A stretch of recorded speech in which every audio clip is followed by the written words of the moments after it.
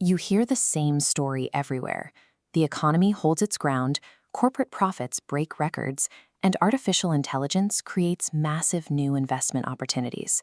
And if you worry about valuations right now, you're supposedly stuck in the past.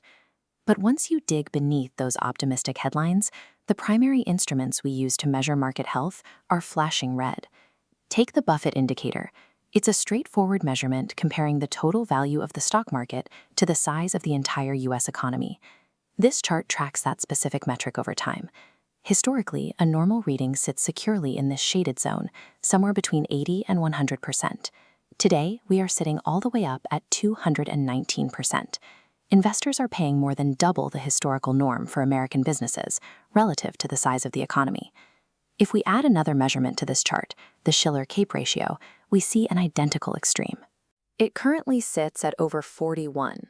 The only other times we have seen numbers near this level were during the peak of the dot-com bubble and the speculative frenzy following the pandemic.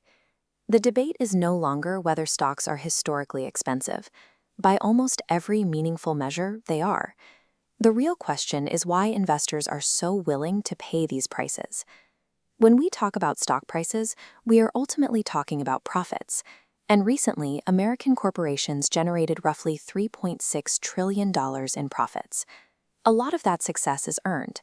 These companies navigated a global pandemic, survived severe inflation shocks, and adapted to higher interest rates without collapsing.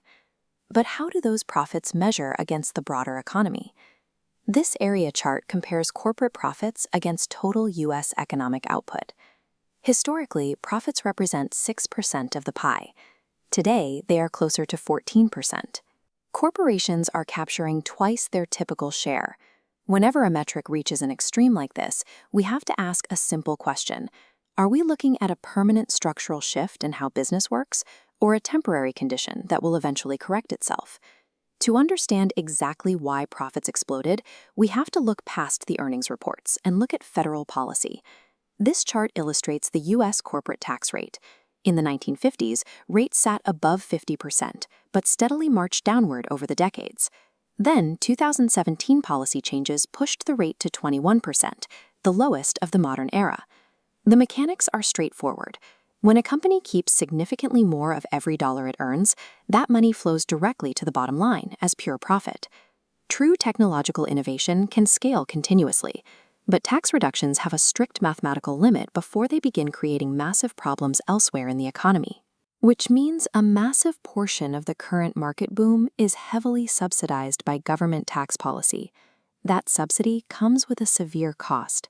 The federal government now carries roughly $39 trillion in debt and is running annual deficits approaching $2 trillion. Governments facing this kind of math have very few options. Eventually, they have to cut spending, print more currency, or raise taxes. And when policymakers inevitably need to generate emergency revenue, the corporate tax rate is one of the largest and easiest levers they can pull. If those rates rise to service the debt, the artificially wide profit margins currently holding up the stock market will immediately compress. None of this invalidates the real technological progress we are seeing right now. The companies building the physical infrastructure for artificial intelligence, the server racks, the energy systems, the software, are experiencing undeniable demand. But investing is about what you pay for that progress.